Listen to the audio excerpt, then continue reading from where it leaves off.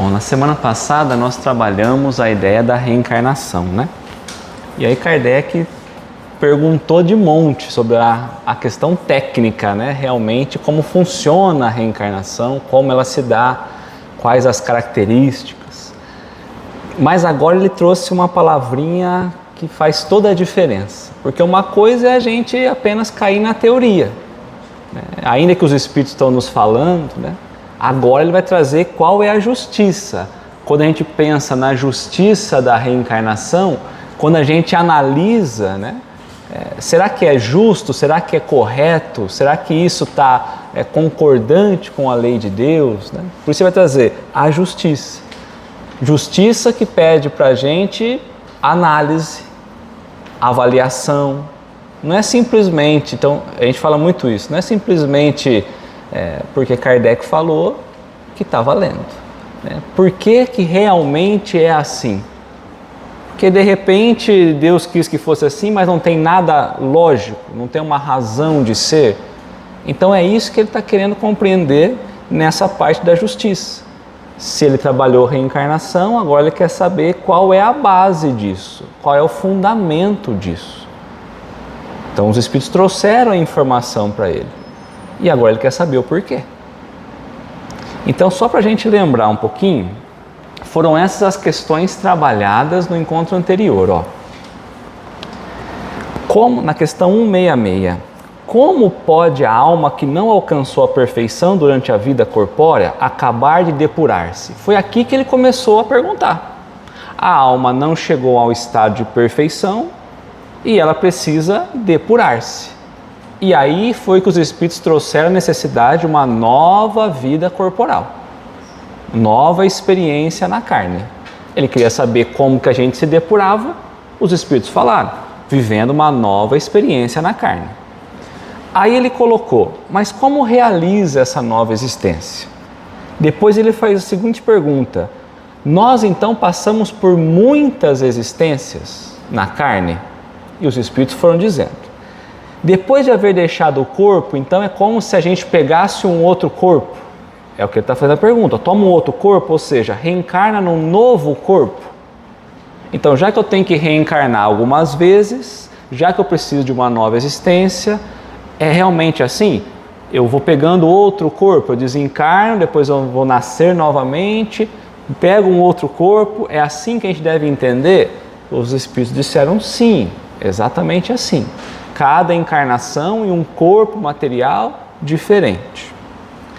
Aí ele trabalhou qual o objetivo da encarnação, o porquê que nós reencarnamos, qual é o fim, que é chegarmos à perfeição, expiação, né? Ele vai trabalhar, mas para chegarmos à perfeição, aí está a justiça divina, a justiça de Deus.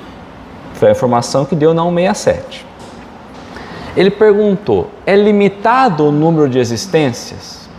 Então, todos nós somos limitados a quanto à quantidade? Falou que não, né? Até nós chegarmos à perfeição, não há um limite.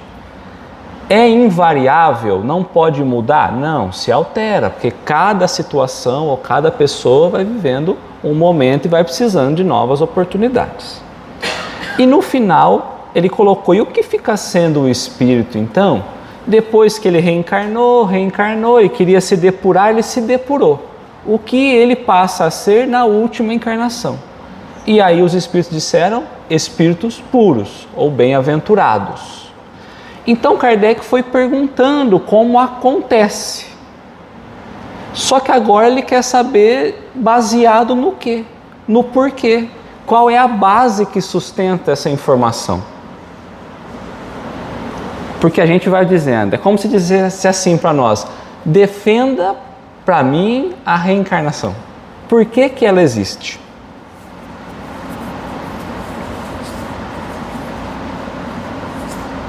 Aí fala, para melhorar. Mas por quê? São novas oportunidades. Mas baseada no quê?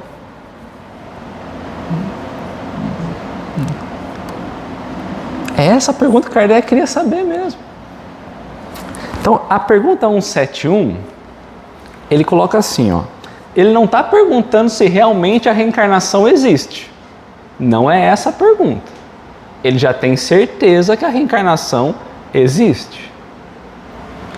Em que se funda, ou qual é a base, ou qual é a razão que se funda o dogma da reencarnação?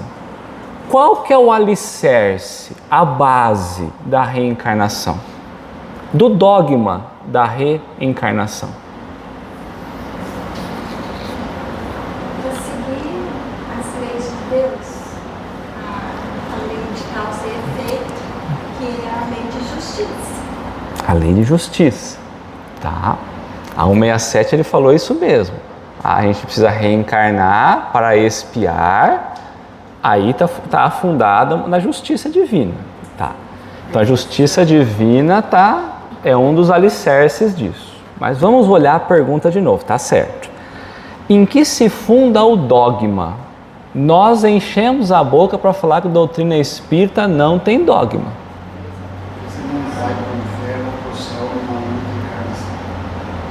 Não vai para o céu, para o inferno em uma única encarnação. E nem depois de 1000, que eu não vou para lá não. O que significa um dogma? Será que é a ressurreição, então? Que lá atrás eles chamaram, né, a encarnação? Existe algumas palavras que ao longo do tempo a igreja tomou para ela. Então, se a gente pensa, por exemplo, na ideia do céu, do inferno, do dogma, do castigo, né? Tudo isso a gente sempre lembra desse olhar religioso, porque a igreja tomou como se fosse dela. Tanto que a gente fala, qual é o dogma? A primeira coisa que vem é justamente o olhar religioso. Mas se nós buscarmos o entendimento do que realmente ela significa, dogma é uma verdade incontestável, que não tem nem como questionar. É uma verdade. Então ele vai falar assim, ó, a pergunta é, ó, em que se funda a verdade inquestionável ou o princípio essencial da reencarnação? Qual é a base inquestionável ou essencial da reencarnação? O progresso, a lei natural. Qual é o alicerce? Qual é a base? A justiça divina nós trabalhamos já. A bondade de Deus, né? É isso aí. Viu como que não basta para a gente simplesmente acreditar no que os Espíritos falaram? A gente precisa ir mais além, entender se realmente é verdade. Tanto que ele não está questionando nada aqui, ele está afirmando. Né? Tanto que ele coloca a palavra dogma, não é à toa. Ele está falando, olha, é uma verdade incontestável. Mas ele está tirando do contexto do olhar religioso. Tá? Então, vamos seguir lá, ó. Viu como é difícil a gente defender a reencarnação? Porque aí você fala assim, não, é lei de progresso. O cara fala, não, não tem esse negócio não. Da justiça. É. Daquela questão que fala que não é pobre, que nasceu deficiente, o outro não. Essa é a justiça divina. Tá. Então a reencarnação. A pergunta que você fez anterior não é essa. O que sustenta a reencarnação? Vai, vamos pensar assim.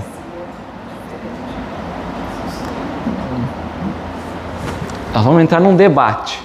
Aí aquele que não acredita na reencarnação fala, viu, mas o que sustenta essa tua ideia? Aí a gente fala assim, justiça divina, mas no meu também acho que Deus é justo. Tem a ver com as dívidas das vidas. Vamos lá. Em que se funda ou se sustenta, né? O dogma ou a verdade da reencarnação.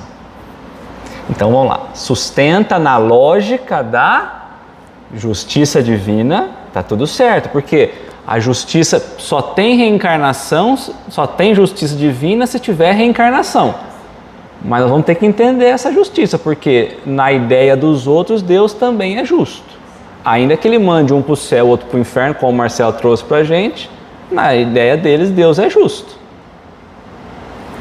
Então, vamos lá. Na justiça divina, ou seja, na ideia de que Deus é justo, tá?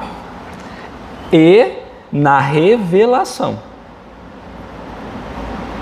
O que é revelação? É e, não é ou. Então a reencarnação tem duas bases: a justiça divina e a revelação. O que é a revelação? As revelações são descobertas que nós vamos tendo ao longo dos tempos, né? Coisas que já existiam, ou seja, a lei natural já existia, mas nós desconhecíamos. As leis espirituais existiam, mas nós a desconhecíamos. Então está falando, olha, como que vocês podem sustentar a ideia da reencarnação? Primeiro, porque senão Deus deixa de ser justo, que é o que está colocando. E segundo, pela revelação, pelas informações ou pelos ensinamentos que os Espíritos nos trazem. Podemos pensar na revelação até ao tempo do Cristo, que nos trouxe informações sobre o plano espiritual. Porque até então a gente imaginava como revelação, no âmbito religioso, por exemplo, algo que a gente apenas não consegue perceber pelos 5 sentidos e como dogma eu aceito sem questionar. Só que a partir da doutrina espírita eu consigo ter a revelação comprovada. Comprovada como? Pelas próprias informações dos Espíritos. Então, como que eu vou sustentar a ideia da reencarnação? Vamos para uma reunião mediúnica, vamos escutar o Espírito. Aquilo que ele traz para nós é justamente o que ele viveu enquanto na outra existência. Então, quando Kardec colocou a questionar os Espíritos, ele comprovou, ele teve uma revelação do plano espiritual, ele descobriu as leis espirituais, que já existiam, mas estavam encobertas de nós. Então, nós vamos progredindo, avançando, os Espíritos revelaram, então, justamente a ideia da reencarnação. E aí ele foi pesquisar, foi analisar, e aí chegou então que a reencarnação sustenta a justiça divina e a ideia da própria revelação. Então são 2 princípios que sustentam todo o edifício da reencarnação. E é o que nós vamos trabalhar hoje, sobre entender o que é a justiça divina, verdadeiramente, pela lógica, não como um dogma que eu não questiono, e como eu entendo a revelação, as informações que os Espíritos nos trouxeram. Tá? Então, em que se funda o dogma da reencarnação? Na justiça de Deus e na revelação, pois incessantemente repetimos: o bom Pai deixa sempre aberta a seus filhos uma porta para o arrependimento. O que é arrepender? Entender que fez errado. Então, ter uma porta aberta é saber que a qualquer momento, reconhecendo que fizemos errado, nós vamos poder retornar e fazer certo. Porque um pai deixa a porta aberta para que um filho volte. Porque senão não tem sentido ter a porta. Então, é nesse sentido que ele está falando. Deus, sem a reencarnação, não é justo. E sem a possibilidade de nós retornarmos para nos ajustar diante das informações que os Espíritos nos trouxeram, se não existir comunicabilidade com o plano espiritual, a gente não prova isso. Então, por isso, a justiça divina e também a ideia da revelação. Então, vamos seguindo com a resposta. Não te diz a razão. Então, quando os Espíritos dizem, não te diz a razão, o que eles estão dizendo para a gente? Vamos raciocinar? Vamos pensar? Vamos olhar pela lógica? Vamos colocar o pé no chão? Vamos deixar aquilo que a gente aprendeu até a vida anterior, como sendo dogma, para trás? Vamos caminhar daqui com um olhar claro? Não te diz a razão que seria injusto privar para sempre da felicidade eterna, ou seja, condenar eternamente, Se eu penso num Deus que condena eternamente, ele não é justo, porque ele não deu oportunidade de eu me redimir. Então aí já perdeu uma característica da justiça divina. Então quando eu falo, não, mas o meu Deus é justo, ele é tão justo que ele te condena e você não tem direito a se redimir. Bela justiça. Né? Então não te diz a razão que seria injusto privar para sempre da felicidade eterna todos aqueles de quem não dependeu o melhoramento? Às vezes a gente não teve condições de fazer diferente. A gente não tinha nem conhecimento. A gente não tinha nem aprendido aquela situação. Nós somos colocados muitas vezes nas provas. Depois a gente escolhe errado e a gente precisa voltar para corrigir, para expiar. Às vezes a gente está numa situação, por exemplo, diversas situações econômicas, mas uma situação econômica tão complicada que a gente não tem acesso a outras coisas. Eu consegui desenvolver outras coisas? Não. Às vezes, dependendo de um estado físico que eu tenho enquanto na vida, não possibilita eu desenvolver ou aprender outras coisas. Então eu poderia aprender tudo numa única vida? Não. Às vezes a condição que eu estou, ou seja, não depende só de mim, eu conseguir desenvolver-me até a perfeição. Porque o estado em que eu estou não deixa. Tá? Então não parece injusto quando a gente olha pessoas que têm esses obstáculos e com dificuldades, ou inclusive sociais muitas vezes, que fazem escolhas equivocadas, mas não parece injusto essas pessoas que às vezes não tinham conhecimento serem condenadas eternamente? Porque eu pego pessoas que têm muito pouco conhecimento e eu tenho pessoas que têm muito conhecimento. Nós estamos partindo da ideia de olhar para a vida atual, não pensando como espíritos que já reencarnaram, Então pensar na condenação eterna está dizendo que essa pessoa não reencarna. Esse espírito foi produzido para o corpo que ela está, vai desencarnar e foi condenado para o céu ou para o inferno. Porque o céu também é condenação. Não tem como voltar atrás. Então, pensando na ideia da condenação no inferno, se eu não conseguir me redimir, parece que Deus tem sido injusto, porque eu não tinha condições ainda de chegar ao estado de perfeição. O que é o estado de perfeição?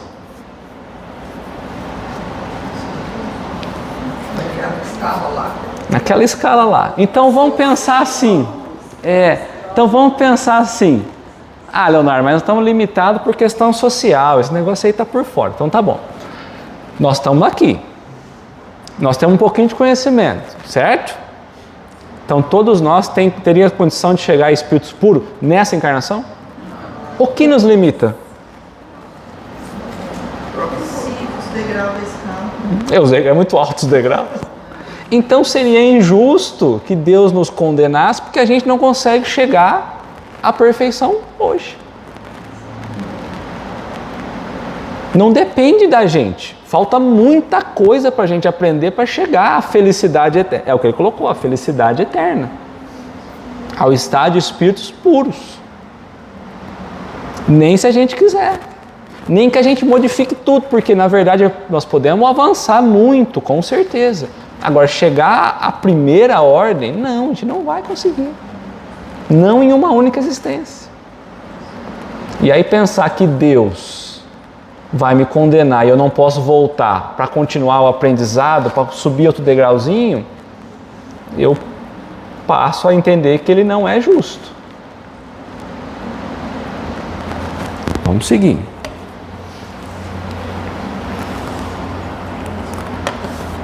Eu trouxe essa porque ele falou da felicidade eterna, né? Então nós já estudamos na questão 153, quando ele vai falar da vida eterna.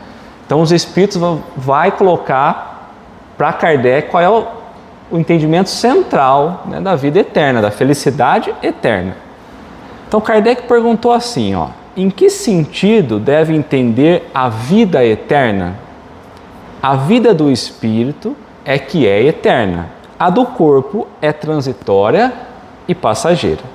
Quando o corpo morre, a alma retorna à vida eterna. Então, vida eterna é a vida espiritual. Não seria mais exato chamar de vida eterna a dos espíritos puros? Kardec perguntou, olha, chegou à condição de espíritos puros, ele não está vivendo a vida eterna? Do que tendo atingido a perfeição, não estão mais sujeitos a sofrer mais prova alguma? E os espíritos disseram, essa é antes a felicidade eterna, que é o que foi colocado na pergunta, a felicidade eterna. Se eu não consigo chegar a ser um espírito puro agora, porque é o que ele está trabalhando lá. A gente não conseguiu chegar a ser um espírito puro. Não dependeu só da gente melhorar, falta muita coisa. Então, quando a gente vai entender o que é felicidade eterna, ele explica lá.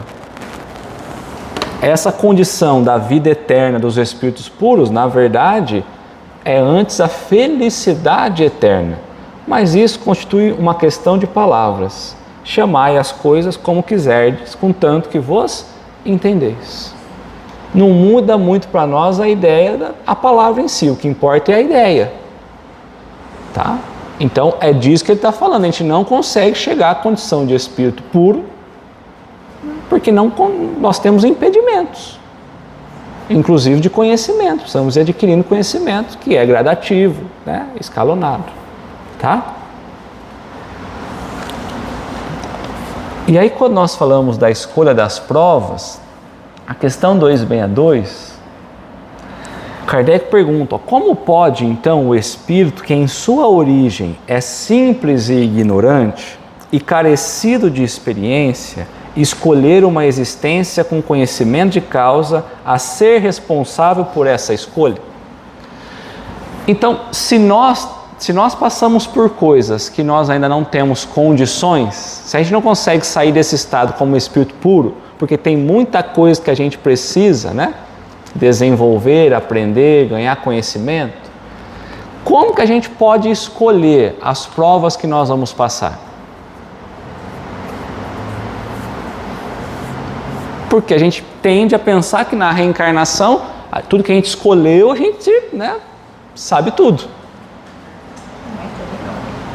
Se nós começamos lá simples, sem conhecimento, imperfeitos que somos ainda, né? Então, como que pode esse espírito simples e ignorante chegar a uma condição que ele desconhece ainda? Vocês lembram ou não? Deus lhe supre a inexperiência, traçando-lhe o caminho que deve seguir, como fazeis com a criancinha. Tem muita coisa que a gente desconhece ainda. Então nós estamos sendo direcionados. Então vamos lá, pouco a pouco, porém, à medida que o seu livre-arbítrio se desenvolve, deixa o Senhor de proceder às escolhas. Nós somos livres para começar a escolher, né? E só então é que muitas vezes lhe acontece extraviar-se, tomando o mau caminho, por desatender os conselhos dos espíritos bons. A isso é que podemos chamar a queda dos homens. Então, muitas vezes nós desconhecemos. Quando a gente ganha conhecimento, Deus lhe solta um pouquinho a gente das escolhas aí e fala, ó, agora o teu livre-arbítrio pode seguir. E é aí que geralmente a gente cai.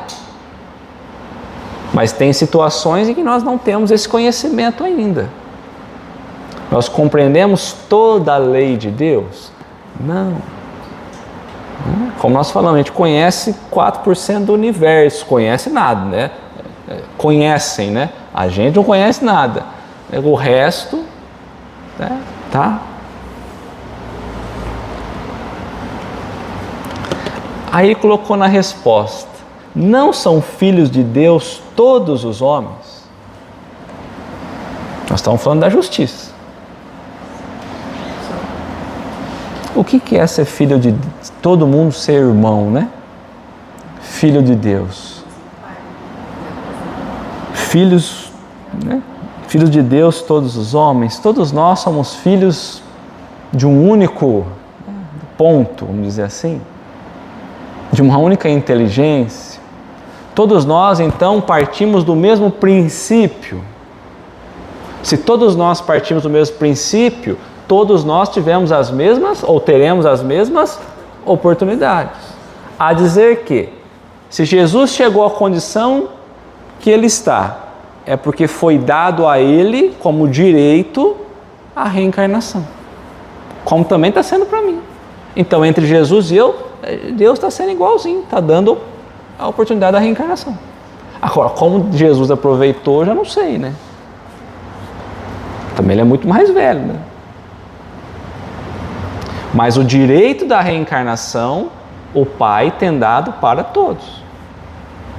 Então a gente precisa olhar como a reencarnação, a gente tende a olhar para a vida que a gente vive e imaginar apenas a vida atual. Olha como a gente vive ainda uma ideia materialista. A gente olha para situações diferentes e compara com a nossa vida. Mas é meu direito. É justiça. Dos homens ou de Deus? Porque pela justiça de Deus nós estamos tendo oportunidade dessa reencarnação, de aprender diversas coisas. Há pessoas que já sabem mais do que a gente. Então, não tem privilégio na lei divina. Ou tem? Não tem. Se tivesse, seria perfeito. Então, todos os filhos, né, não são filhos de Deus todos os homens, então todos os homens são filhos de Deus. Filhos no sentido de Deus suprir tudo que é necessário. Necessário para quê? Para ele aprender e aprendendo evoluir. Evoluir, chegando ao estado de perfeição, estando mais próximo de entender o pensamento dele, ou a essência dele, se a gente preferir. Certo?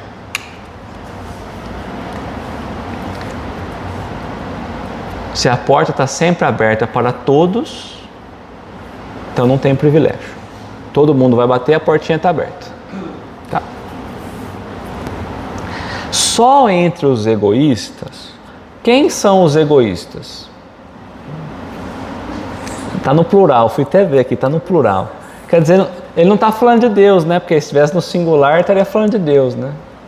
Ou a gente tem que imaginar que ele está falando aqui de vários deuses, né? Não. Então ele está falando assim, ó, só entre os egoístas, não entre Deus. Esse olhar que ele vai trazer agora não é um olhar divino, porque Deus é justiça e amor, essa é a essência divina. Então só entre os egoístas, só entre nós, humanos, certo? Se encontra a iniquidade. Aonde está a injustiça que nós encontramos na sociedade? Nas ações, nas relações dos homens egoístas. Mas esses homens egoístas também são espíritos imperfeitos. Também estão aprendendo. É difícil a gente pensar nisso, mas é isso. Então vamos lá. Só entre os egoístas se encontram a iniquidade. O ódio implacável. Então, o ódio é característica de que tipo de espírito? Primeira ordem, segunda ordem, terceira ordem. Terceira ordem. Então, o ódio está na terceira ordem. Espírito imperfeito. Tá. E também, os castigos sem remissão. Castigo sem poder se arrepender. Sem poder ser perdoado. Castigo também é uma palavra que remete a gente sempre à ideia da religião. Quando a gente busca o significado de castigo, é justamente essa reeducação nossa. Poder aprender, poder corrigir, poder ajustar. É esse o sentido de castigo. Por que chama de egoísta? Porque a gente tem interesse pessoal nosso. E aí, pelo interesse pessoal, a gente fica injusto, porque a justiça é minha, mas não de todos. E imaginar que o outro vai ser castigado por Deus porque cometeu algum equívoco. Então pensa agora na ideia da igreja, que era quem definiu a ideia de condenação eterna. Ele está falando de justiça, da reencarnação.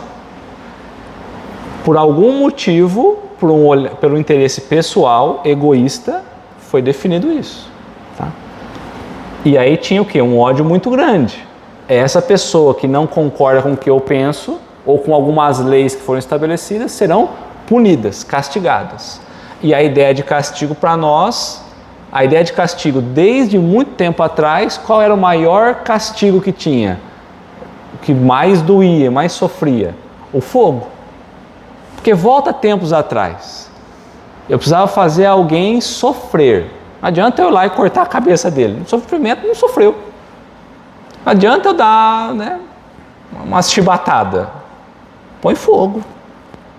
Então, o instrumento de castigo pior que tinha era qual? O fogo. Mas isso muito antes.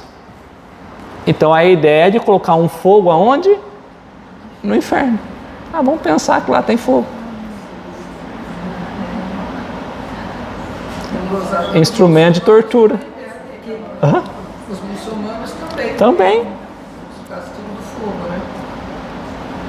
Então a gente percebe que todo conhecimento ele precisa ser gradual. Porque ele está falando assim, ó, esse egoísmo que a gente vê nos homens, em nós ainda, é porque nós ainda não aprendemos por completo. Então o conhecimento ele vai sendo gradual. Quando eu olho alguém errar, como eu também sou imperfeito, na verdade eu quero que ele seja castigado na sequência.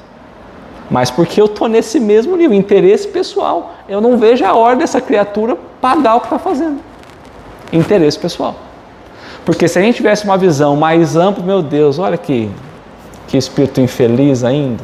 Falta conhecimento para ele. Daqui umas 10 encarnações ele vai aprender isso.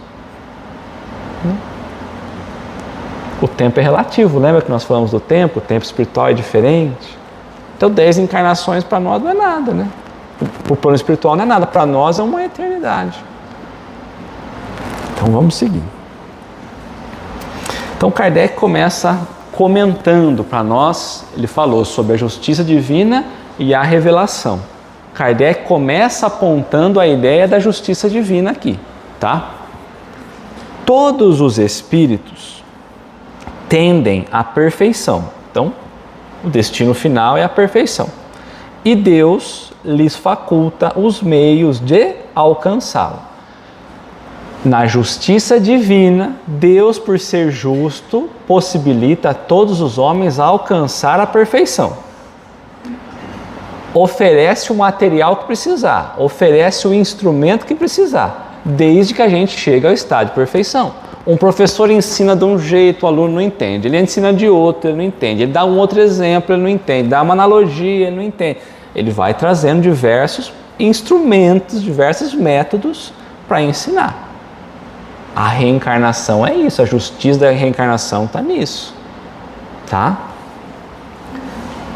Lhe faculta os meios de alcançá-la, proporcionando-lhes as provações da vida corporal. É na vida corporal que a gente passa por esses ajustes. Sua justiça, porém, lhe concede realizar em nova existência o que não puderam fazer ou concluir numa primeira prova. Então, eu não consegui, vamos dar um exemplo. Eu não consegui desenvolver na primeira vez que eu encarnei a paciência. Aí que ele vai fazer com a gente? Volta lá de novo. Porque eu quero que você aprenda, filho. Você vai precisar ter essa paciência quando você começar a tratar de coisas mais importantes. Aí nós estamos lá na 1000ª reencarnação e nós não aprendemos ainda. Mas já melhorou, porque antes era um negocinho, nós punha fogo no mundo. Agora a gente põe fogo só dentro da gente, né? De raiva.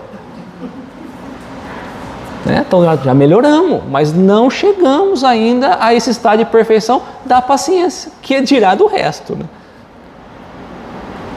Tá? Então numa primeira vez, numa primeira prova, a gente consegue chegar à perfeição? A paciência já diz pra gente que não.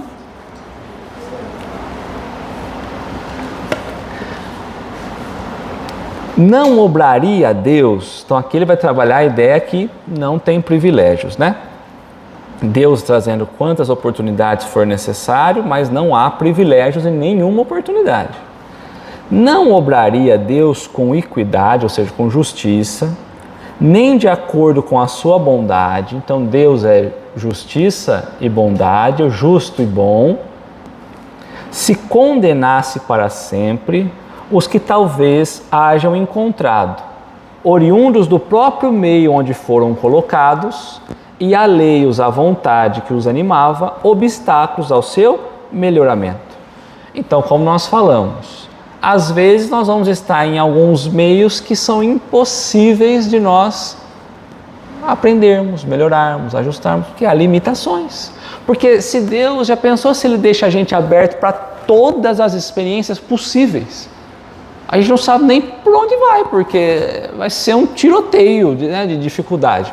Então ele fala, olha, vou te limitar aqui, para você desenvolver só esse pedacinho, só a paciência, filho. O resto você deixa. Porque senão a gente não vai conseguir. Então mesmo que eu queira desenvolver a humildade, eu falo, olha, dessa vez não vai dar, vai ser impossível, porque o teu foco precisa ser outro. Um exemplo muito superficial. Porque se eu quiser trabalhar todas as virtudes, dancei. Trabalhar todas as virtudes é fuga. É uma realidade isso, né? Tá? Seria muito bom trabalhar todas, mas é impossível. Uma vez só?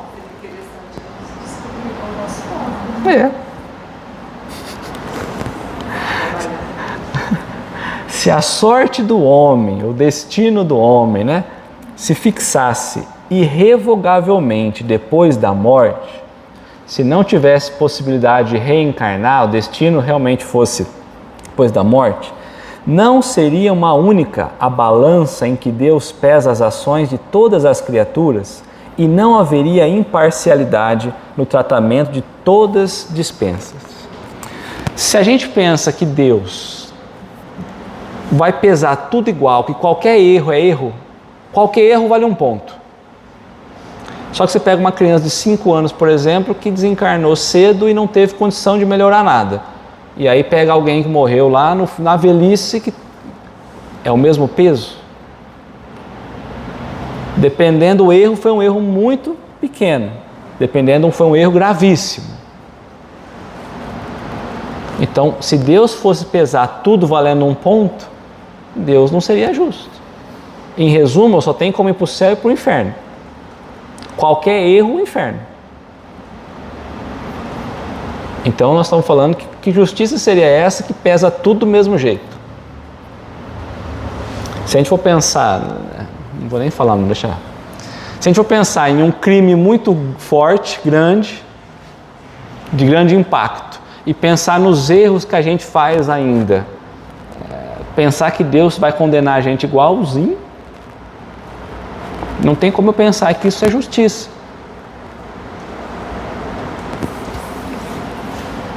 Tá?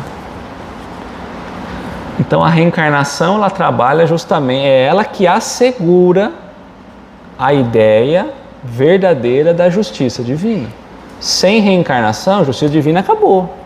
Não existe justiça divina. É impossível, tá? A doutrina da reencarnação, isso é, a que consiste em admitir para o espírito muitas existências sucessivas, é a única que corresponde à ideia que formamos da justiça de Deus para com os homens que se acham em condições morais inferiores. Só com a ideia da reencarnação, ele está falando aqui, nós podemos dizer que a justiça divina realmente funciona para aqueles espíritos que são imperfeitos, que ainda estão em condições morais inferiores, que ainda não chegaram a um estado de elevação moral. Só com a reencarnação. A única também, a reencarnação, que pode explicar o futuro, dar um sentido para o futuro. Porque se eu não vou reencarnar, o que me importa o futuro? O que me importa ficar eternamente no céu, eternamente no inferno? Ah, bom, um dia vai ter o julgamento. depois do julgamento, mas e aí? Como que é? Né? A única que pode explicar o futuro e afirmar as nossas esperanças, pois que nos oferece os meios de resgatarmos os nossos erros por novas provações. Só com a reencarnação a gente consegue corrigir e aprender. Por isso eu tenho esperança. Eu sei o que eu vou colher na próxima reencarnação, aquilo que eu estou desenvolvendo nessa.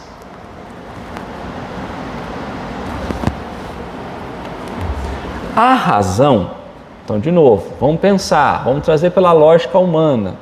Não é nada sobrenatural, é pela lógica. A razão nos indica e os espíritos a ensinam. A razão indica a justiça divina. E quem confirma a justiça divina? Os espíritos. Então agora a gente consegue ter uma prova da justiça divina. É naquela ideia, né? A gente fala que doutrina espírita vai ligar a ciência com a religião. A ciência que busca a prova e a religião vai trazer as verdades espirituais. A doutrina espírita está falando das verdades espirituais, a lei da reencarnação e apresentando as provas a partir da comunicação dos espíritos. O homem que tem consciência da sua inferioridade, para nós sabermos o quanto realmente nós somos inferiores, eu preciso estar desvalido de orgulho, para saber o quão pequeno realmente nós somos. Porque às vezes a gente fala, não, eu realmente sou pequeno, mas a gente não sabe o quanto diante, quando eu olho a escala para cima, né? Então o homem que tem consciência da sua inferioridade, aure, ou encontra na doutrina, né? Aure consoladora esperança na doutrina da reencarnação. Por que que ele acha esperança na doutrina da reencarnação? Porque ele sabe que ainda que pequeno, ainda que trabalhando, ainda que buscando, ele não vai chegar ao estado de perfeição. Diferente de muitos outros, de outras linhas de pensamento que diz, não, se eu fizer isso, eu vou chegar perfeito e vou ao céu. Quão pequenino nós somos ainda. Então, só quando eu não estou mais envolvido do orgulho, eu consigo saber o quão pequeno eu sou, mas eu tenho esperança, porque eu sei que pela reencarnação eu vou podendo adquirir esse conhecimento. Tá? Se crê na justiça de Deus, não pode contar que venha a achar-se para sempre em pé de igualdade com os que mais fizeram do que ele.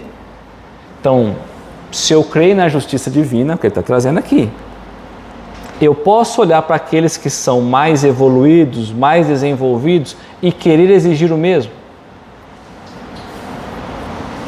Eu fiz mais, eu já aprendi mais, eu já desenvolvi mais algumas coisas.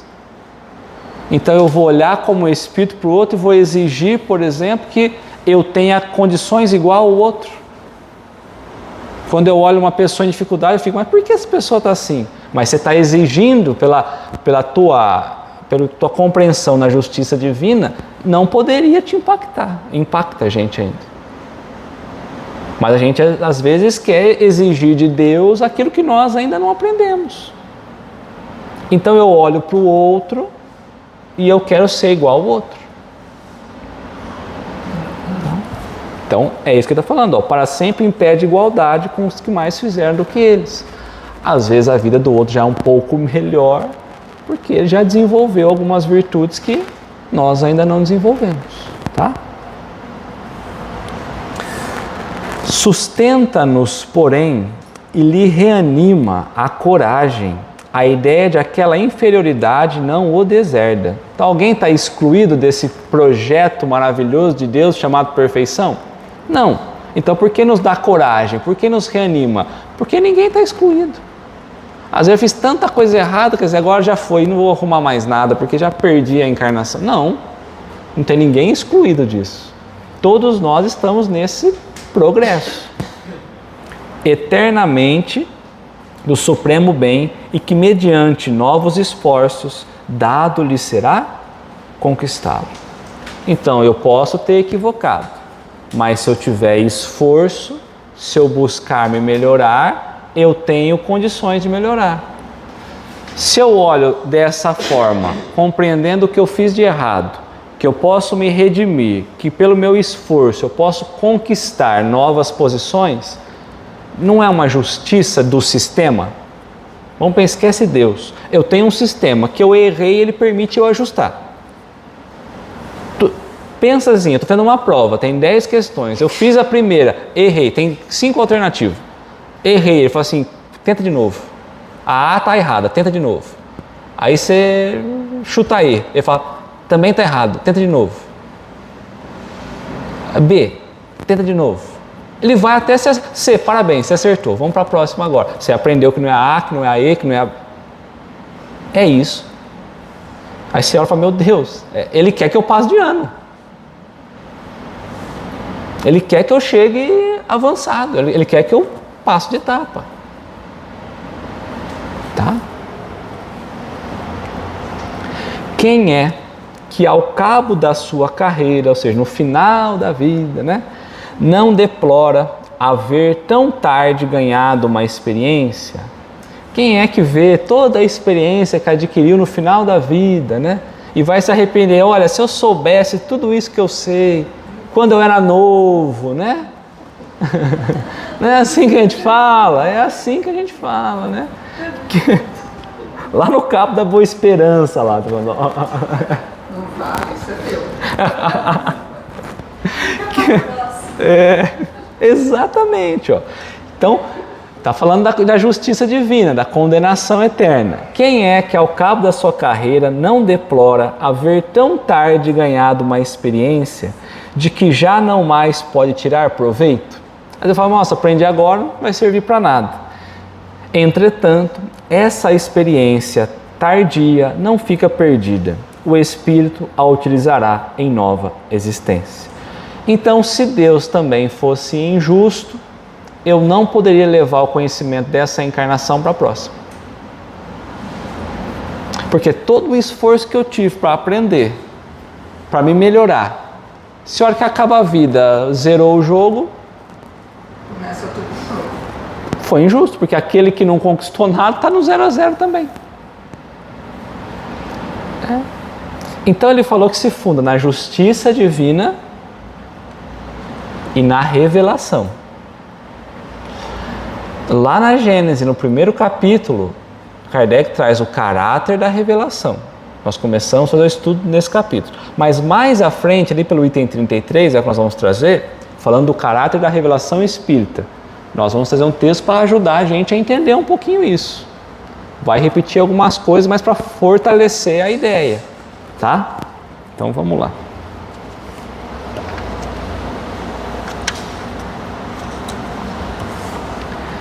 Então a gente está aprendendo como que, se alguém fala assim, mas como que funda essa ideia tua aí? Como você se sustenta nessa ideia? Então a gente tem que sentar e falar, vamos lá, vamos conversar como você entende a justiça divina. E aí a gente começa a trabalhar nessa ideia, tá? Porque a gente percebe nesse texto que Kardec colocou que nós não conhecemos ainda a ideia de justiça divina. Se a razão repele como incompatível com a bondade de Deus a ideia das penas irremissíveis, perpétua e absoluta, muitas vezes infringidas por uma única falta, a do suplício do inferno, que não podem ser minorados nem sequer pelo arrependimento mais ardente, mais sincero. Então está trazendo, pela razão, muitas vezes nós repelimos, nós pensamos e nós não aceitamos a ideia de que, mesmo que eu tente minorizar, é o que ele colocou aqui, diminuir, me arrepender, mesmo assim eu vou ser condenado eternamente. A nossa razão repele essa ideia, porque a gente acha que é impossível. Mesmo que eu quiser não sofrer, você vai ser obrigado a sofrer. A mesma razão se inclina diante desta justiça distributiva e imparcial. Qual é a justiça distributiva e imparcial? Que leva tudo em conta, que nunca fecha a porta ao arrependimento e estende constantemente a mão ao náufrago, em vez de o empurrar para o abismo. Então, qual que é essa justiça? Justiça divina. Coitado daquele espírito, rapaz, já está tão endividado. Eu vou colocar ele numa situação pior ainda, vou acabar de empurrar, acabar com ele. Ou vou chamar ele para uma nova oportunidade, para ele voltar, adentrar a porta do arrependimento, começar de novo, né? Aprender de novo. Então Deus empurra para o abismo ou nos dá as mãos? Senão a gente vai pensar em Deus como sendo um juiz implacável, né? A pluralidade das existências, cujo princípio Cristo estabeleceu no Evangelho, sem todavia defini-lo como a muitos outros. Então, a pluralidade das existências, ou seja, a reencarnação, a possibilidade de nós retornarmos à carne, à vida material, que Deus falou no Evangelho, como nós trouxemos ao encontro anterior, mas que Ele não trouxe, ou seja, não definiu, não trouxe muitos detalhes, mas Ele diz da existência. É uma das mais importantes leis reveladas pelo Espiritismo. Então nós falamos que a revelação é quando a gente levanta o véu e descobre aquilo que já existia, mas antes desconhecíamos. Então ele está trazendo ao Espiritismo, revelou, nos fez condições de conhecer, com provas inclusive, a própria reencarnação, que é uma lei. Quando ele falou a Nicodemos, ele diz: olha, se eu falo das coisas do céu, se eu falo das coisas da terra, e vós nos entendeis, que dirá quando eu falo das coisas dos céus? Trabalhando a reencarnação como lei natural, como algo normal e natural, né? Então o Espiritismo vem revelar para nós a reencarnação como uma lei natural, pois que lhe demonstra a realidade e a necessidade para o progresso. Se Deus quer que a gente progrida, se nós já olhamos, já entendemos que o progresso é a lei, para que isso aconteça eu preciso ter um instrumento. Só tem um jeito de eu progredir, se eu puder retornar. Ninguém sai daqui prontinho. Se a gente for pensar de novo no céu e no inferno, nessa visão maior, ninguém teria ido para o céu até hoje, né? Vamos pensar aqui, ó, né? Uma encarnação só. No estado que nós estamos, que é o que a gente conhece, todo mundo que já desencarnou, quando a gente vai olhando o entendimento, né, desse estado da lei moral, da primeira ordem, quantos vocês conhecem que já foram para o céu, como sendo o local mais elevado? Ninguém. Nem para o inferno. Nem para o inferno. O inferno a gente está vivendo ele no dia a dia, mas não tem para o inferno. Tá? Então a lei de progresso. Com esta lei da reencarnação, o homem explica todas as aparentes anomalias da vida futura, da vida humana. Então, muitas coisas a gente olha e acha que é injustiça. E a gente só consegue explicar se a gente for olhar a lei da reencarnação. De estar retornando para aprender determinadas coisas, para voltar a determinada lição, para passar por determinada prova, por expiar alguma coisa. O que parece injustiça, tá? As diferenças de posição social, as mortes prematuras, que sem a reencarnação tornariam inúteis a alma as existências breves, a desigualdade de aptidões intelectuais e morais, pela ancianidade dos espíritos, ou seja, os espíritos mais antigos, que mais ou menos aprendeu e progrediu e traz, nascendo o que adquiriu em suas existências anteriores. Então ele fala, olha, tem diferenças sociais, tem crianças que morrem muito cedo. Se a gente for pensar, que utilidade teria então, muitas vezes, passar por todo o processo e depois ela morre, se não fosse pela reencarnação? Deus teria feito aquilo em vão. E eu tenho que pensar que Deus faz alguma coisa sem proveito. Tá? Aí ele vai trazer muitas desigualdades, inclusive intelectuais e morais. Da onde vem essa desigualdade? Que o espírito mais antigo, ou que mais aprendeu, mais desenvolveu, traz então para mais uma vez viver as experiências. Nós não começamos do zero, senão a gente está no estado primitivo ainda. Nós falamos lá na introdução, lá na primeira parte do livro, né? Tá? Então, se a gente não trouxesse essas ideias já adquiridas em outra encarnação, não teria como a gente estar avançando. Como a gente olha para pessoas que têm mais conhecimento, elas já trouxeram de outras encarnações. Tá? Então, quando a gente trabalha a revelação, lá no começo desse capítulo, vai trabalhar justamente isso. Espíritos que já passaram, né, que já têm um conhecimento maior e que agora eles vêm se desenvolver, sim, mas com a missão de levar muitos também ao progresso. Tá? Então, quando a gente vê alguém mais experimentado, é alguém que já aprendeu, né, e está retornando, mas já aprendeu isso em outra existência. Se não tivesse a reencarnação, ou só essa, não teria porquê, né? Não teria um motivo. Porque... Se a gente for olhar para esses que são mais experimentados, a gente teria que dizer que Deus não foi justo de novo.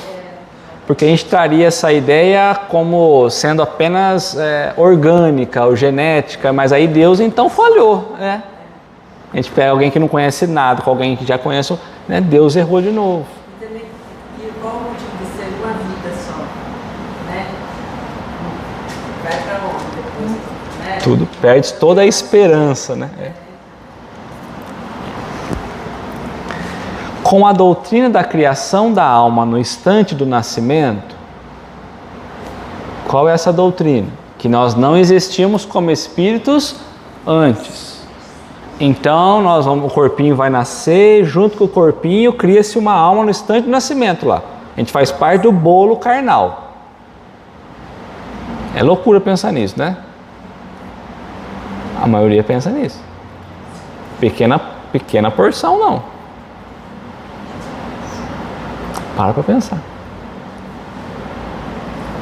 A doutrina da criação da alma no instante do nascimento, então nasceu já com o corpo ali, tem uma alma junto ali, né? Vem-se a cair no sistema da criação privilegiada, que é o que nós falamos agora, né?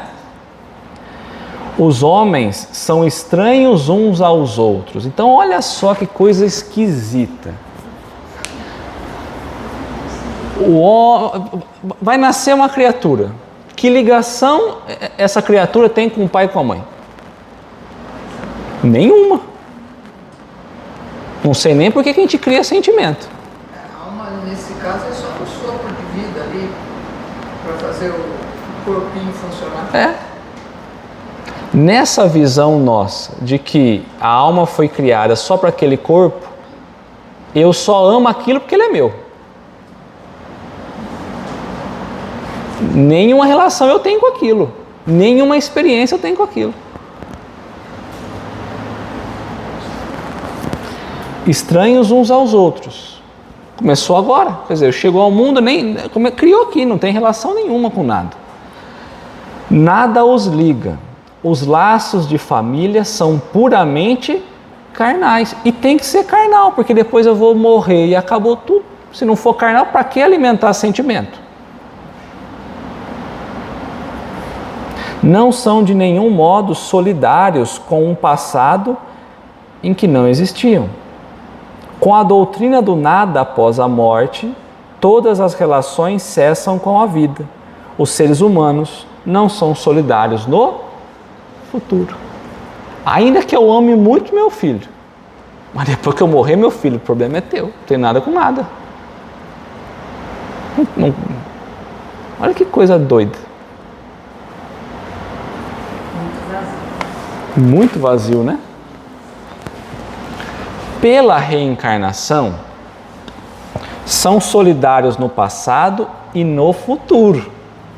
Quem nós estamos recebendo tem ligação, tem relação com a gente do passado e vai ter relação no futuro. Então eu tenho uma responsabilidade muito maior. Primeiro, para poder receber essa criatura, e depois com aqueles que a gente convive, que nós vamos conviver no futuro. Então eu começo a pensar, deixa eu ver bem como eu trato aqui, porque não tem, acabou e vou embora, né? Deixa eu ver como eu educo, porque depois, né, eu vou ser cobrado, né? Porque tem passado e futuro. Essa relação se dá com todas as pessoas envolvidas na nossa vida, irmãos, tios, primos, Até às vezes alguém que a gente cruzou e é muito, até conhece, mas é distante. Tem uma relação. e no caso de pessoas adotadas? Também tem uma relação. Família. Porque senão a gente tem que pensar num acaso, por exemplo. Tem relação. Poderia escolher não fazer aquilo. Ou deveria passar por aquela situação como aprendizado. Mas tem relação. A gente tem que entender que tudo tem um vínculo, né? Tem um laço. Sempre. Então tudo que a gente se relaciona, daqui, vamos pensar agora, daqui para frente, nós vamos colher isso lá no futuro. Todas as experiências. Por isso a gente percebe que a lei da reencarnação, ela não é um presente. Não é. Ela é uma oportunidade, ela é um instrumento, mas ela não é, que gostoso. Vou reencarnar de novo.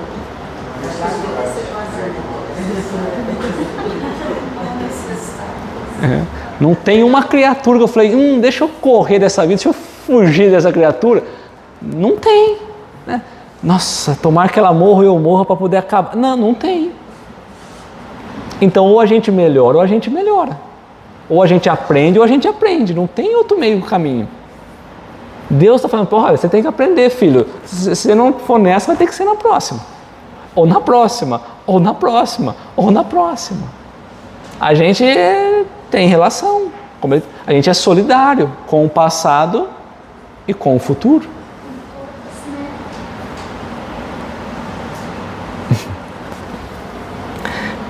Pela reencarnação, são solidários no passado e no futuro. E como as suas relações se perpetuam tanto no mundo espiritual como no corporal, a fraternidade ou a solidariedade, né, tem por base a própria lei da natureza. Então, a ideia de fraternidade não é uma lei social, é uma lei natural. Porque eu não vou vivenciar as experiências sociais apenas aqui no mundo material, também no mundo espiritual. Não está cada um numa cúpula, né? Acho que na semana que passou, nós tivemos uma comunicação de um espírito que falava, olha, eu estou lá deitado na minha gaveta lá. Isolado. Imagina ele que isolado. Aí vai caindo as fichas e você vai vendo que não, você está tudo interligado. O que você era no plano material, você continua no espiritual, com todas as relações.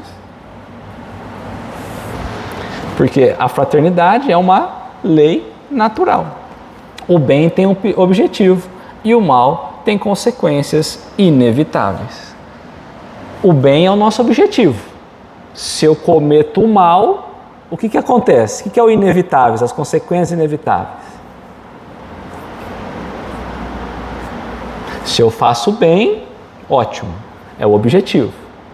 E se eu faço mal, quais são as consequências inevitáveis? Reparar. É inevitável. Então, tudo que eu fizer de mal ou diferente da lei de Deus, eu vou ter que passar por uma consequência inevitável, que é da reparação.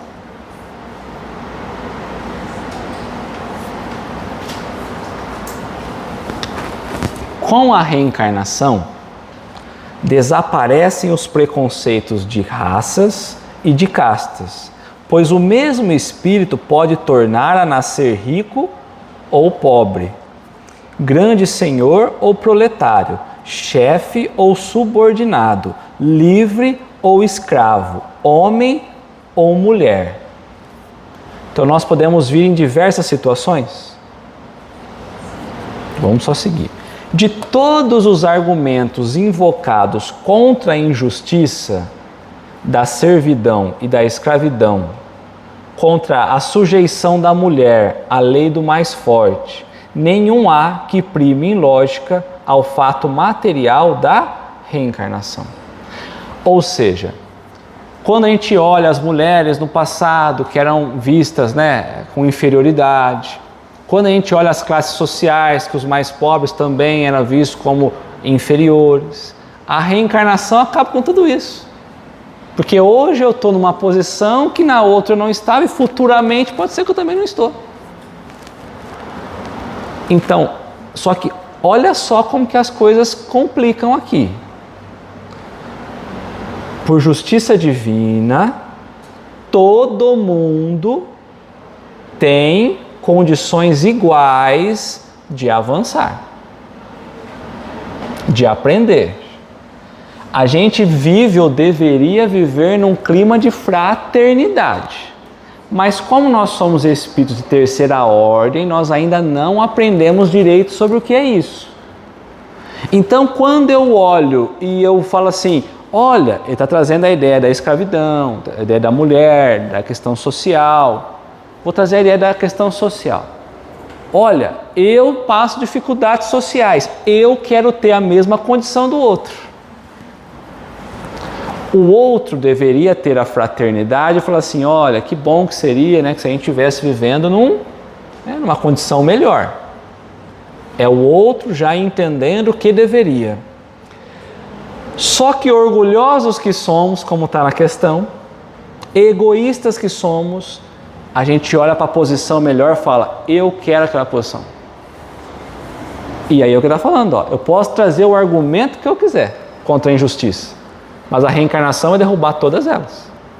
Porque se eu quiser que todo mundo seja igual, que todo mundo tenha as mesmas coisas, que todo mundo tenha os mesmos direitos, para essa condição, acabou. A lei da reencarnação morreu. E vai ser todo mundo igual. Então assim, a gente olha a discriminação que teve com as mulheres, a gente concorda? Não.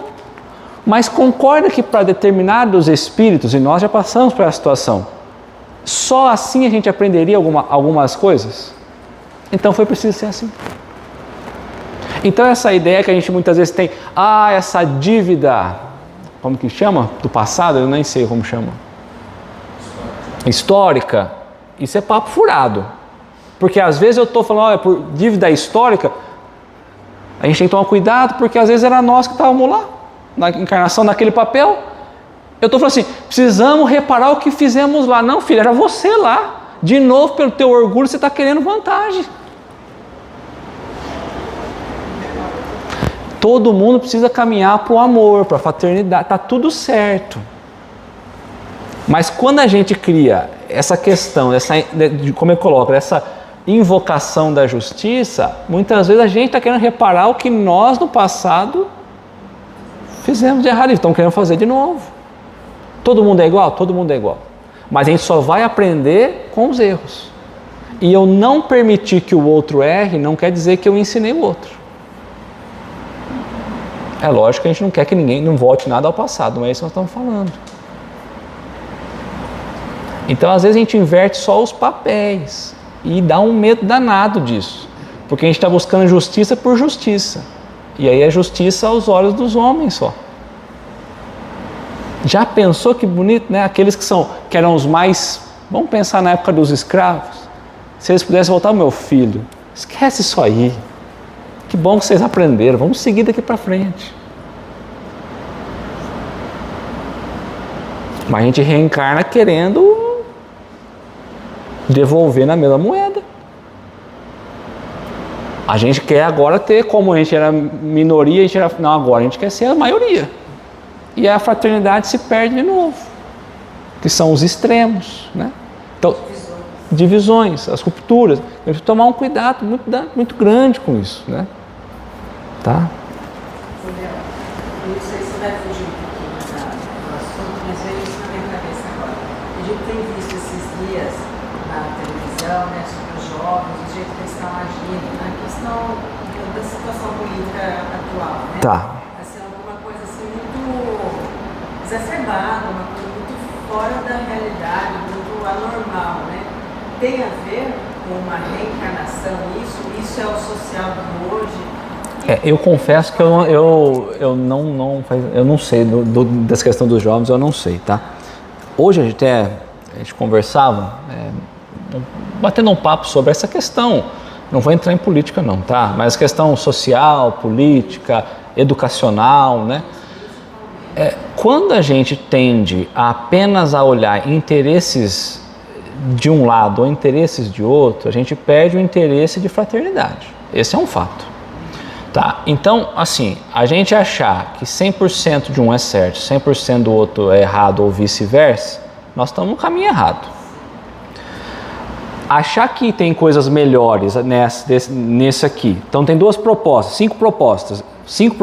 Eu achar que a proposta A tem coisas boas que não são tão, a outra tem coisas boas que não são e vice-versa, é eu entender e olhar boas para quê? Boas para que a gente possa progredir. Quanto espírito, quanto conhecimento, quanto moral. Então a gente tem que tomar muito esse cuidado, porque a gente acaba exacerbando muito realmente, e a gente busca uma justiça humana, só que tem que tomar um cuidado, porque às vezes no momento que a gente está vivendo, dessa polarização, muitas vezes o aquietar também é um problema, né? Então assim, não, mas eu não fiz nenhum mal. Aí os espíritos dizem, então, mas o mal, não fazer nada às vezes é um mal. Não estou sabendo, não sei o que é esse acontecimento, né? Então a reencarnação precisa nos ensinar. Agora, já pensou como seria se enquanto educação, na escola, as crianças já aprendessem sobre a vida futura? Como muda a relação de tudo? Então não é assim, eu preciso obrigar ele a saber que ele tem que dar para o outro. Não, às vezes o espírito ele não vai dar para o outro, ele vai dar forçado. Então, a gente fala muito assim, né? De novo, pensando nessa fala aqui, na fraternidade universal, como sendo uma lei. Então, vamos olhar os quadros sociais hoje. Tá, quem passa necessidade hoje precisa de ajuda social? Precisa. Agora... Mas precisa de oportunidade. Não, sim. Agora, precisa saber se eu vou usar para não falar ninguém, se eu, Leonardo, quero nesse momento ajudar quem precisa. Porque às vezes eu não quero. Eu, como espírito, não quero. E aí, é obrigado. Então, eu falo assim, a fraternidade, ela precisa ter, mas ela tem que ser do coração. Porque quando a gente obriga, a gente não está educando. A gente está criando polarização de novo. Então, lógico que a gente tem que ajudar, lógico. A lei de amor e de justiça é essa. Mas tem espíritos imperfeitos que eles ainda não entenderam. E forçar algumas coisas é um problema.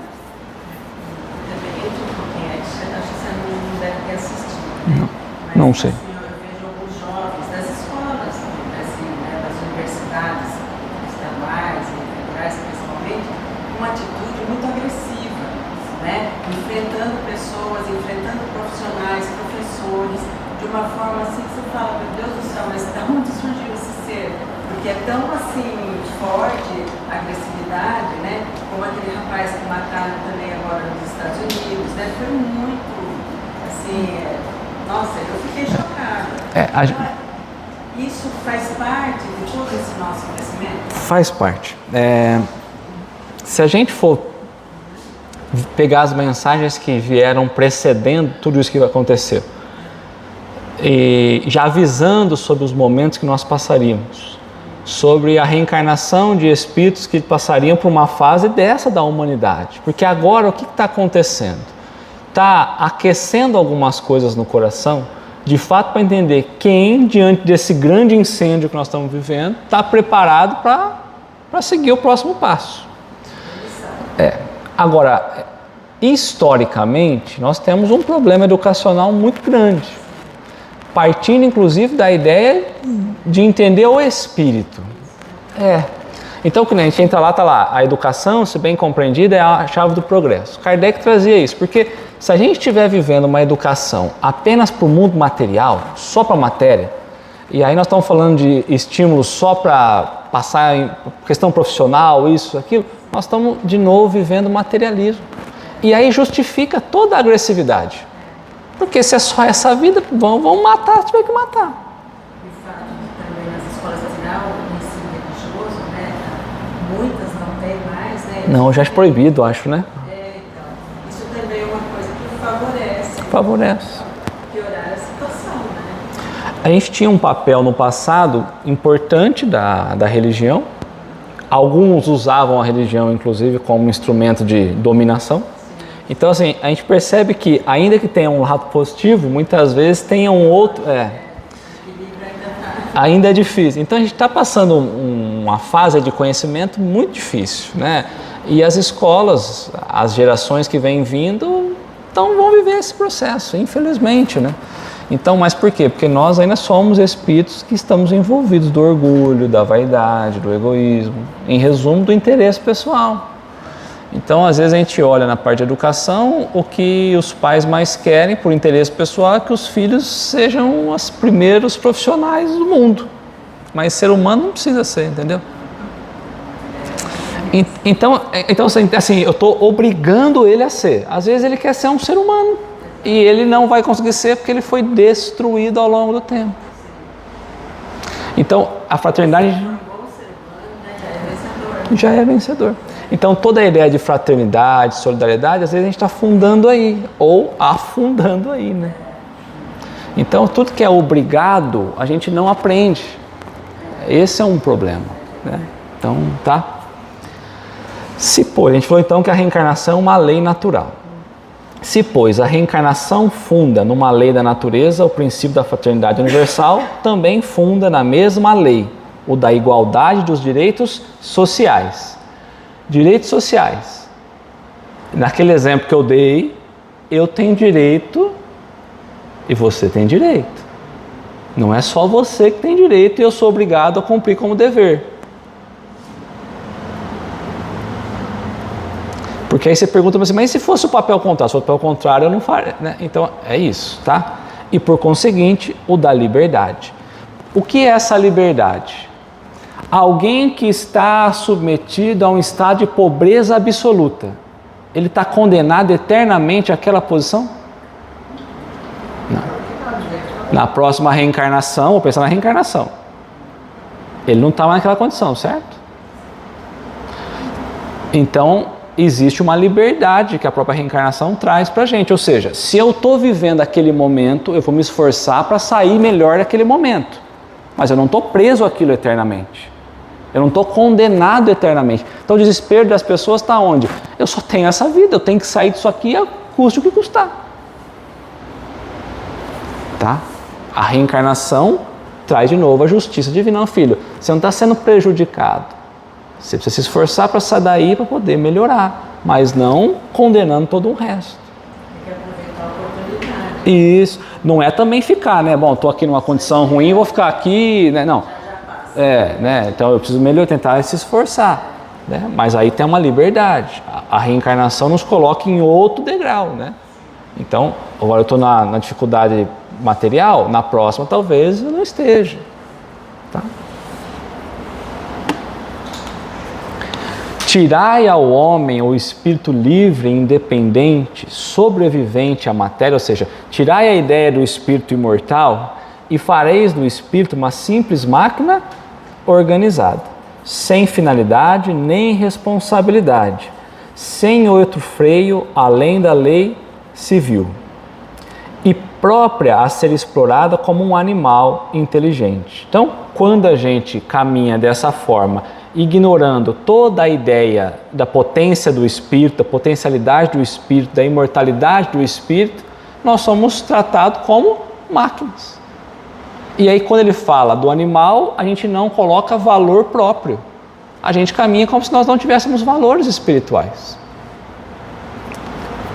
Nada esperando depois da morte, nada obsta a que aumente os gozos do presente. Se sofre, só tem a perspectiva do desespero e o nada como refúgio. Então, se a gente busca os prazeres do mundo, estivermos aumentando os gozos terrenos, ótimo. Mas e se a gente estiver sofrendo? Se a gente imaginar que o homem não é imortal, que ele não vai reencarnar, qual é a sensação nossa? De desespero. Qual é a perspectiva que ele vai ter? Nenhuma. Qual é a esperança? Nenhuma.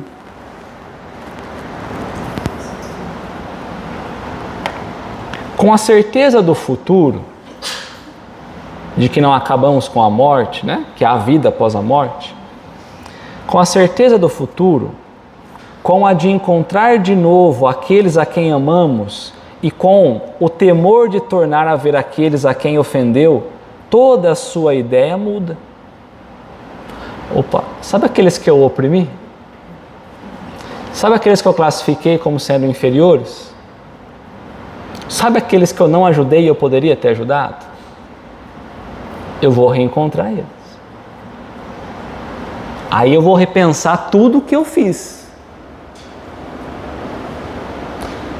Agora, se eu fui obrigado a ajudar, eu ajudei, né, gente? Mais ou menos, né? Porque no coração a gente não fez contrariado.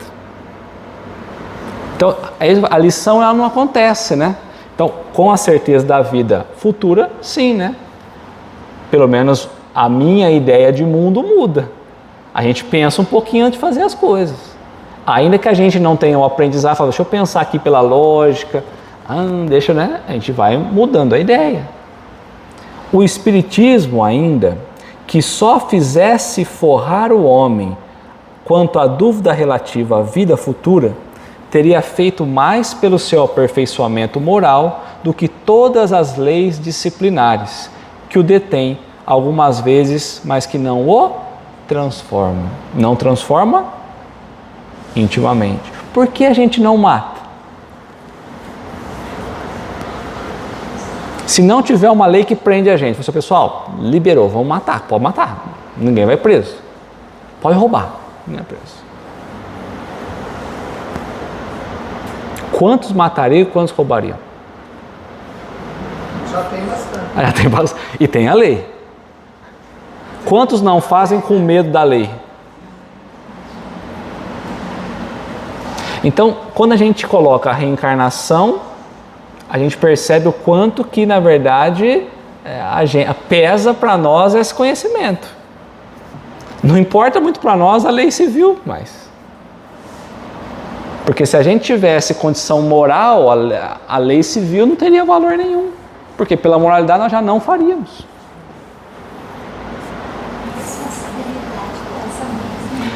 Responsabilidade. Então a reencarnação, a cada vez que nós reencarnamos, a responsabilidade aumenta.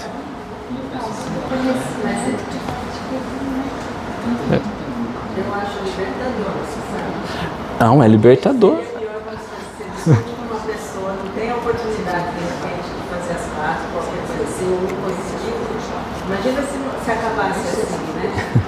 Então é libertador, você vai ter oportunidade de voltar, reencontrar, fazer melhor, né? Se redimir, encontrar as portas abertas. Não é? Eu acho libertador.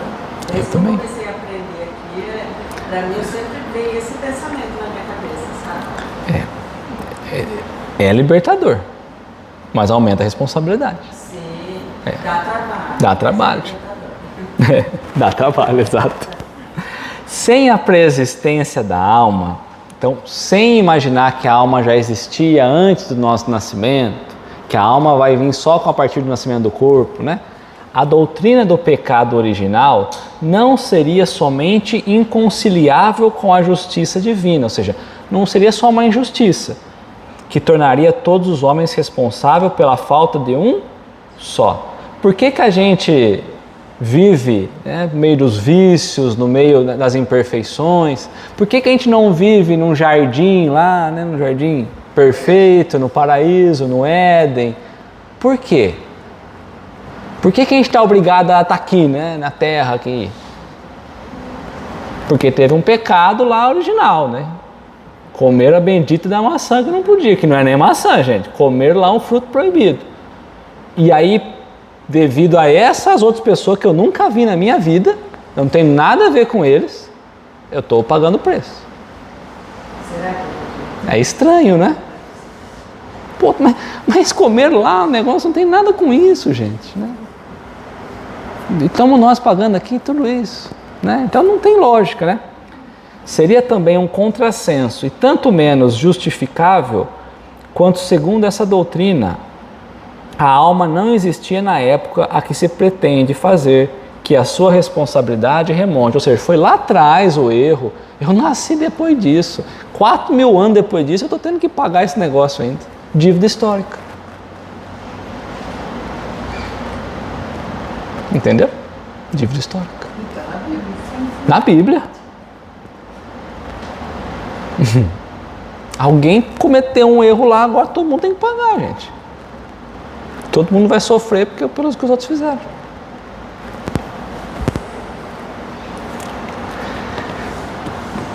Com a preexistência da alma, o homem traz ao renascer, então a alma já existia, vai reencarnar, né? Já existia a alma.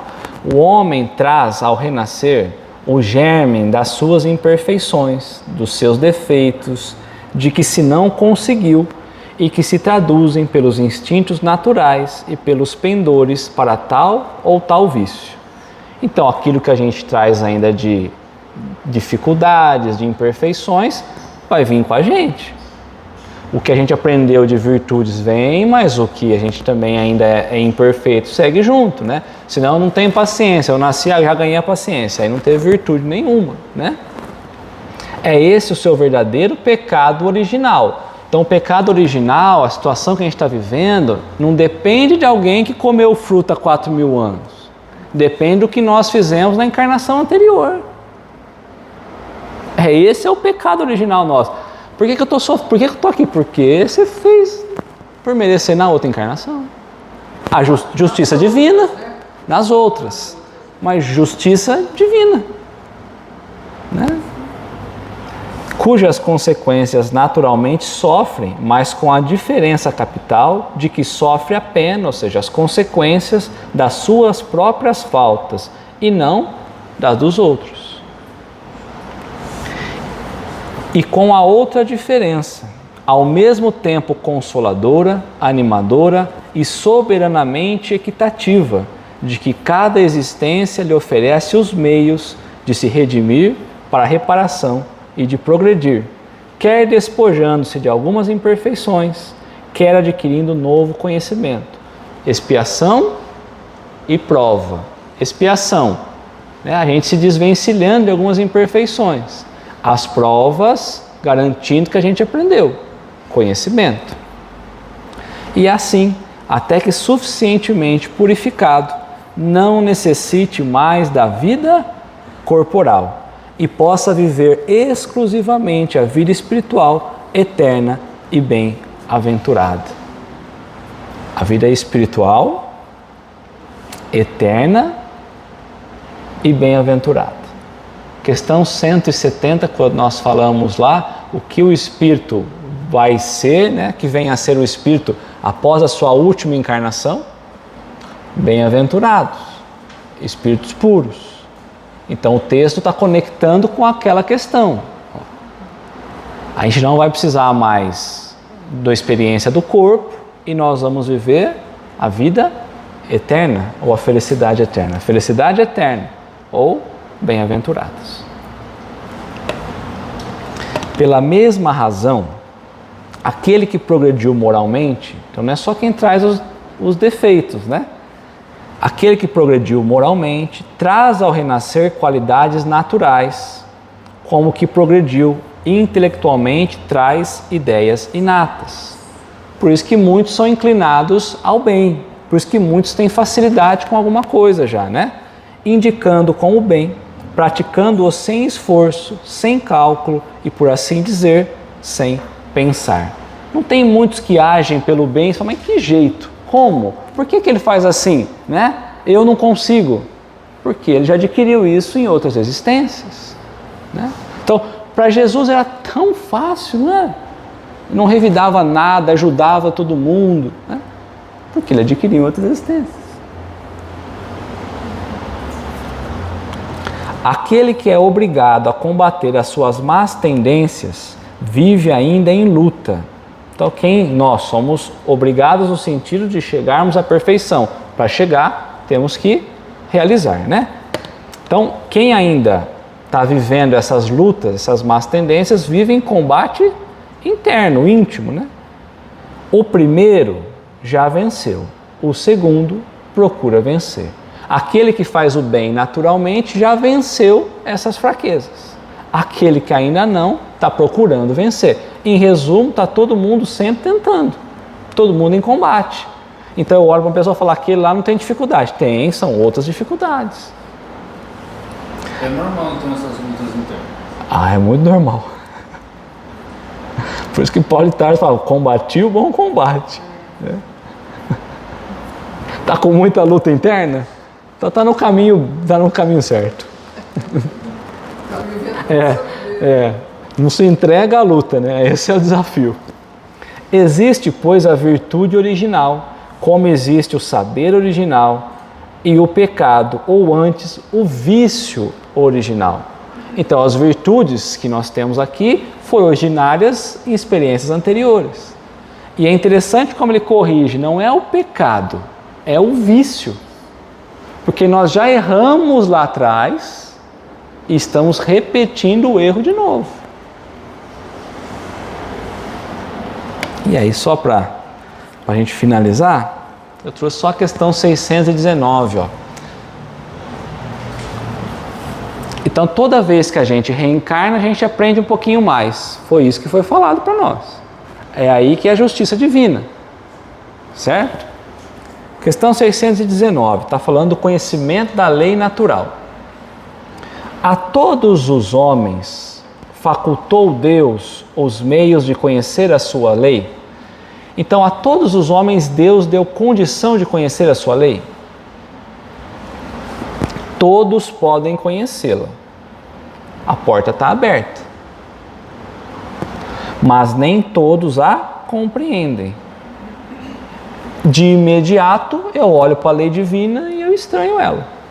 Amar um inimigo é estranho, né? Eu não compreendo. A gente sabe que tem que amar, mas compreender a gente não compreende. Então, todos podem compreendê-la, mas nem todos a compreendem. Conhecê-la, mas nem todos compreendem. Os homens de bem e os que se dedicam a investigá-la são os que melhor a compreendem. Todos, entretanto, são todos filhos de Deus, que ele colocou na resposta lá. Então, todos, entretanto, a compreenderão um dia. Com o passar do tempo, com o passar dos dias, todos compreenderão. Porquanto, forçoso é que o progresso se efetue. O progresso, ele é inevitável. O progresso é lei. Todos nós temos que progredir e estamos progredindo. Ou seja, conforme eu vou progredindo, eu vou conhecendo e compreendendo um pouquinho mais a lei de Deus. Espírito de segunda ordem compreende mais do que a gente? Sim. E de primeira?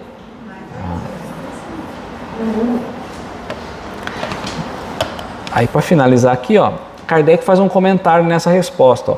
A justiça das diversas encarnações do homem é uma consequência desse princípio de compreender a lei de Deus. Então, a justiça das diversas encarnações, eu vou reencarnando diversas vezes para poder compreender um pouquinho mais a lei de Deus. Visto que em cada nova existência, sua inteligência se acha mais desenvolvida e ele compreende melhor o que é o bem ou o que é o mal. Então, hoje, às vezes, a gente acha que algo é bom e ainda não é. A gente faz escolhas achando que é o bem, mas às vezes não é. Certo? Alguma dúvida?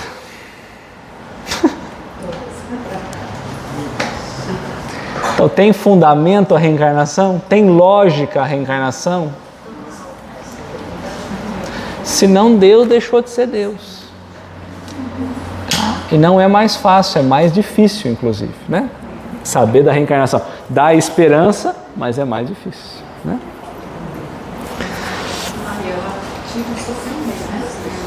Ela ameniza o sofrimento. Ameniza, tira também. É, não é? Uma pessoa que praticou atrocidades, ela reencarna, é um alívio para ela, porque ela vai poder reparar aquilo. Como espírito, vamos supor, alguém que cometeu uma atrocidade, como chega ao plano espiritual, poder reencarnar para reparar, é um alívio. Ou às vezes era uma atrocidade tão grande, agora é só um pouquinho. Mas já é um progresso. É isso aí. Nivaldo, você não faz a prece pra gente?